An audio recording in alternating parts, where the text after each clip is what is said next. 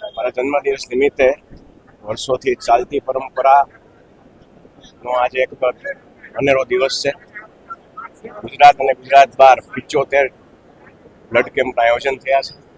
સાથે સાથે વૃક્ષારોપણ અને ડિસેબલ્ડ બાળકો અને મેન્ટલ રિટાર્ડેડ બાળકો માટેની સ્પેશિયલ કેમ્પ થયા છે.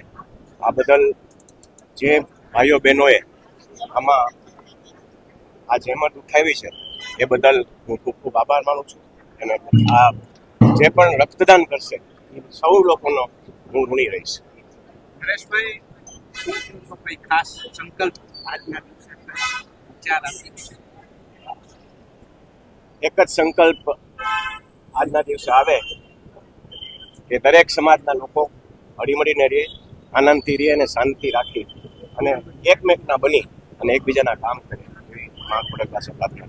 નરેશભાઈ, આનંદીબેને એક નિવેદન સ્ટેજ પરથી આપ્યું છે કે પરિવારના લોકો દીકરીઓને અભ્યાસ માટે મૂકે છે, પરંતુ અભ્યાસની સાથે સાથે અન્ય યુવકો સાથે ભાગી જાય છે, બાળકનો જન્મ થાય છે અને તેને સાચવવા વાળું કોઈ નથી રહેતું, અનાથ બની જાય. અને સમસ્યા બહુ મોટી સમાજની દરેક સમાજમાં મોટી સમસ્યા છે.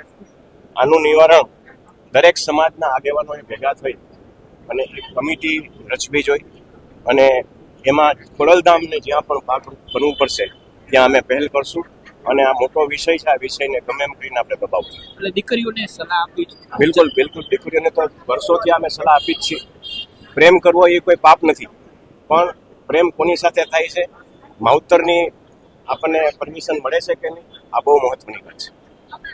નરેશભાઈ, દીકરીઓ જે પ્રેમની વાત આવે છે, એક આંતરિક ખોટી રીતના આંતરિક લાગણીઓમાં તણાઈ જાય છે, ખોટી લાગણીઓમાં ફસાઈ જતું હોય એવી કિસ્સાઓ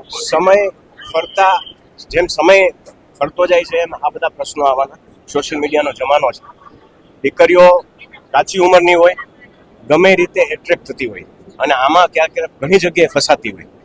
તો દીકરીઓને પણ મારી આ તકે આજના દિવસે ખાસ વિનંતી છે અને લાગણી છે કે આમાં બહુ ચકાસી અને ક્યાંય એટ્રેક્ટ થવાની જરૂર નથી.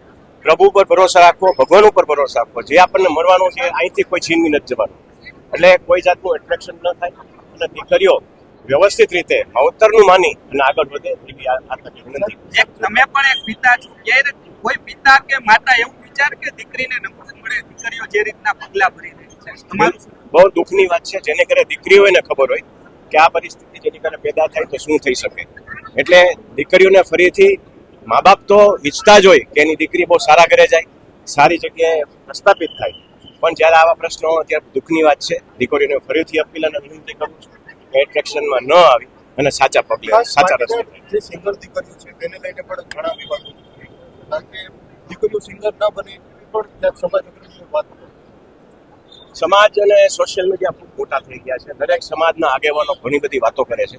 આપણે એક સમાજને લઈને આજે વાત ન કરી, પણ આ એક જે આપણે પ્રશ્ન કર્યો એ દરેક સમાજનો પ્રશ્ન છે. અને આ ફરીથી હું કહીશ કે દીકરીઓને પૂરેપૂરો અધિકાર છે બધું કરવાનો. સિંગર પણ બની શકે છે અને કોઈ પણ ક્ષેત્રે આગળ વધી શકે છે, પણ એને કેટલો એને હદમાં રહેવું એ એના માટે. એક સિંગર બન્યા પછી એકની જવાબદારી મોટી, કારણ કે એ પ્રેરણા આપતી હોય છે. જો એવું જ કરે તો અન્ય દીકરીઓ પણ ક્યાંક. હું એવું માનીશ કે આ ભારત વર્ષની અંદર સૌથી મોટા ગાયિકા કોઈ હોય તો એ લતા મંગેશકર હતા. એ પણ એક દીકરી જ હતા એક જમાનામાં. લતા મંગેશકરને પ્રેરણા રાખી અને દીકરીઓને